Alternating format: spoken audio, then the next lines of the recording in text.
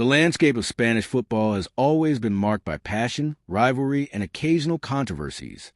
Recently, the focus shifted to a heated conflict involving Real Madrid, the renowned football club, and Javier Tebas, the president of La Liga. This discord reached a boiling point when Real Madrid announced its boycott of the Spanish Football Federation, RFEF, ahead of the Copa del Rey final. This boycott prompted an outcry from Tebas on social media, highlighting the deep-seated issues within the Spanish football hierarchy. To understand the significance of Real Madrid's boycott, one must first delve into the dynamics of Spanish football governance.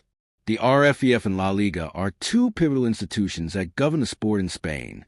While La Liga oversees professional leagues, including the top-tier Primera División, the RFEF is responsible for the national teams in various competitions, including the Copa del Rey. Historically, the relationship between these two organizations has been fraught with tension, often exacerbated by differing priorities and approaches to governance. Real Madrid, one of the most successful football clubs globally, has often found itself at the center of these disputes, particularly when it comes to financial distributions, broadcasting rights, and competitive fairness. The club's decision to boycott the Copa del Rey final serves as a dramatic escalation in this ongoing saga. Real Madrid's boycott was primarily fueled by dissatisfaction with the RFEF's handling of the Copa del Rey and broader issues related to financial transparency and governance. The club's management criticized the RFEF for its lack of communication and perceived favoritism towards other clubs, particularly FC Barcelona. Additionally, concerns regarding the allocation of resources and support for clubs participating in the Copa del Rey played a significant role in Real Madrid's decision to withdraw. The boycott was not merely a symbolic gesture. It represented a significant stand against what Real Madrid perceives as systemic issues within Spanish football. By refusing to participate in the final, the club aimed to draw attention to the need for reform and greater accountability within the RFEF. This action resonates deeply with the club supporters, who have long felt that Real Madrid's interests are often sidelined in favor of other clubs. In the wake of Real Madrid's announcement, Javier Tebas took to social media to express his views on the situation. Tebas, known for his outspoken nature and strong stance on various football-related matters, condemned the boycott and defended the integrity of La Liga and the RFEF. He emphasized the importance of unity in Spanish football and the detrimental effects of divisive actions like a boycott. Tebas' response highlighted several key points. First, he argued that Real Madrid's actions could undermine the integrity of the Copa del Rey and the spirit of competition. He emphasized that all clubs, regardless of their stature, must adhere to rules and spirit of the game. Furthermore, Tebas called for dialogue and cooperation among clubs, urging them to work together to address the challenges facing Spanish football. However, many viewed Tebas' comments as an attempt to deflect attention from the underlying issues that led to Real Madrid's boycott.